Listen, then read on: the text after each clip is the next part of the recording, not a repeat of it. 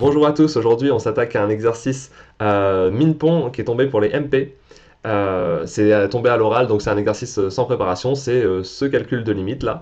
Donc si vous êtes en MP, ça y est, vous pouvez vous lancer et le faire. Normalement vous avez déjà fait le programme qui était associé à ça.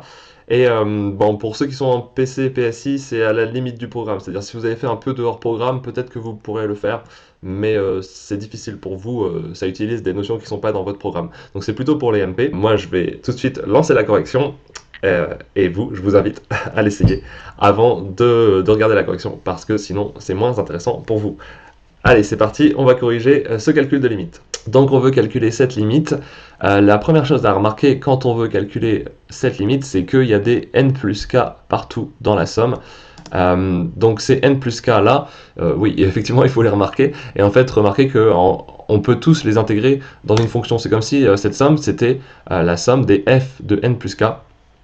Et donc on va l'appeler un, hein, cette suite dont on veut calculer la limite, lorsque n tend à plus l'infini, on va l'appeler un. Donc on fait la somme des f de n plus k. Là, d'entrée, ça pourrait nous faire un petit peu penser aux sommes de Riemann. Si vous avez pensé à ça, c'est pas forcément une mauvaise idée de penser aux sommes de Riemann, mais bon, en fait, il faut assez vite se rendre compte que ça marche pas, parce que si on veut des sommes de Riemann, il faut faire apparaître des n divisé par k, et notamment dans le sinus par exemple, si vous voulez faire apparaître n divisé par k, il faut que vous factorisiez par n, et on ne pourra pas sortir ce n. Enfin, on pourrait le sortir, mais ce serait dégueulasse, donc ça va pas trop marcher avec les sommes de Riemann, il faut trouver autre chose, et on va en parler. Bon, déjà il faut qu'on parle de cette fonction. En fait, si on définit la somme des f de n plus k, bah, ça veut dire qu'on a une fonction f qui est celle-là, et la première chose à dire peut-être, vu que c'est un quotient, c'est de dire que la fonction est effectivement bien définie. Voilà, ça nous permet de dire des choses. Tant mieux si on peut dire des choses. Sur un oral, il faut toujours, surtout là c'est sans préparation, donc il faut trouver des choses à dire pour avoir de la matière, pour se distinguer. Et donc, bah oui, en fait, le quotient est toujours positif, donc la fonction est bien définie sur R, il n'y a pas de problème. Ça nous a permis de déjà dire quelque chose. Alors maintenant, les n plus k qui sont partout, bah justement, vu qu'ils sont partout, ça donne peut-être une envie, hein, j'espère que vous y avez pensé, c'est de faire un changement de variable. On a envie que notre variable en fait soit n plus k plutôt que k. Donc on va poser k' égale n plus k. Ça fait que maintenant la somme elle est entre n plus 1 et 2n, et c'est la somme des f de k. Et là, ça devient un truc assez classique des études de série, c'est-à-dire qu'on va se ramener aux séries. On va dire que c'est la série qui va de 1 à 2n moins la série qui va de 1 à n. Enfin, je parle de série, mais c'est le terme général de la série, hein, qui va de 1 à 2n, moins le terme général de la série qui va de 1 à n. Et donc ça permet vraiment de se ramener aux études de série, hein. On va poser la série Sn, qui est la somme donc de ces trucs-là, donc la série de termes, la somme partielle de la série de termes général, ce truc. Voilà.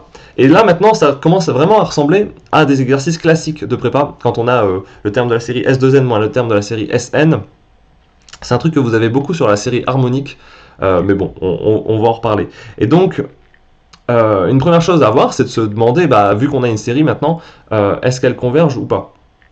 Ok, alors je vous fais juste remarquer qu'on a commencé la série en k égale 1, bah, je vais vous parler assez vite pourquoi. Si on l'avait commencé en k égale 0, on aurait eu un petit problème, mais on aurait pu le changer plus tard. Donc c'est-à-dire, moi je sais qu'on va avoir un problème sur mes k égale 0, donc je mets tout de suite k égale 1. Si vous ne l'aviez pas vu, vous allez voir un tout petit peu après qu'on va avoir un petit problème.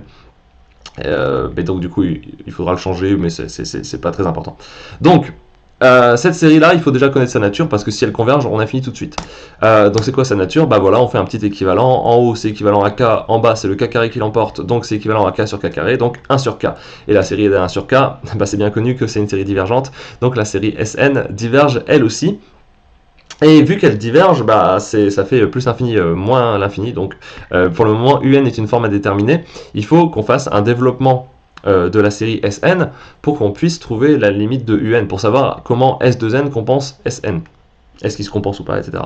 Donc il faudrait qu'on trouve un équivalent de Sn, et ça tombe bien, parce que dans le programme de MP, il y a les équivalences pour les séries divergentes, et aussi pour les séries convergentes. C'est deux situations différentes. Là on est sur des séries divergentes, donc on sait que vu que Sn son terme général il est équivalent à 1 sur K, bah Sn, la série des Sn, elle est équivalente à la série des 1 sur K. Ça marche parce qu'elle est divergente. Vu que les deux séries sont divergentes, et bah les deux séries sont équivalentes parce que leurs termes généraux sont équivalents. Et ça, je l'appelle Hn parce que c'est la série harmonique, vous la connaissez bien normalement, cette série harmonique, elle est équivalente à Ln de n. Donc ça veut dire que Sn est équivalent à Ln de n, et ça, pour le réintégrer dans l'expression de Un, il faut qu'on écrive Sn sous cette forme-là, hein, pour faire du calcul. Donc c'est ln de n plus un petit o de ln de n, ça veut dire qu'elle est équivalente à ln de n, et ça permet d'insérer les équivalents dans les calculs. Donc on l'insère, ça fait que quand on remplace s de n, ça fait ln de 2n plus petit o de ln de 2n, et puis après moins ln de n plus petit o de ln de n. Je rappelle, moins petit o de ln de n, c'est la même chose que plus petit o de ln de n. Et puis ça se simplifie parce que déjà ln de 2n c'est ln de 2 plus ln de n, donc ce ln de n se compense avec le ln de n qui est là. Par ailleurs, petit o de ln de 2n, c'est petit o de ln de 2 plus petit o de ln de n, et donc quelque chose qui est négligeable devant ln de 2, c'est aussi négligeable devant ln de n, donc tout ça c'est négligeable devant ln de n. Donc finalement, il nous reste ln de 2 plus quelque chose de négligeable devant ln de n. Alors on est content parce que ça nous fait déjà un petit développement de un, mais ça ne nous permet pas encore de conclure. Ça ne permet pas encore de conclure parce que, bon, ça nous donne envie de dire que la limite ça va être ln de 2, mais je vous rappelle, en fait, un petit o de ln de n, ça peut très bien tendre vers plus l'infini, par exemple, ou bien vers une constante, par exemple un 1, tout simplement, 1, ça pourrait être un petit o de ln de n. Donc on ne connaît pas sa limite en plus infini, donc ça veut dire qu'on ne sait pas encore déterminer la limite de un, vu qu'on ne connaît pas la limite du petit o de ln de n. Ça c'est un problème, il faut en fait qu'on aille plus loin dans le développement, il faut qu'on réussisse à ramener un petit o de 1, en tout cas quelque chose de négligeable qui tend vers 0. Il faut qu'on réussisse à ramener quelque chose qui tend vers 0 ici. Donc il faut qu'on aille plus loin dans le développement.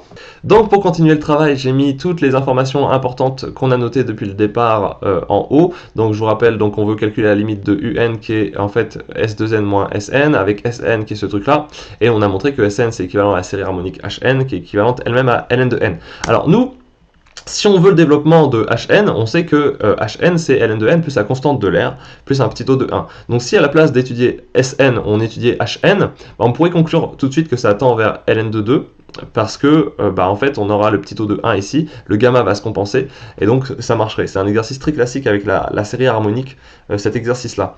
Mais bon, Sn, malheureusement, on n'a pas son développement, donc l'objectif c'est d'avoir la même chose que ce qu'on a sur Hn, de l'avoir cette fois sur Sn.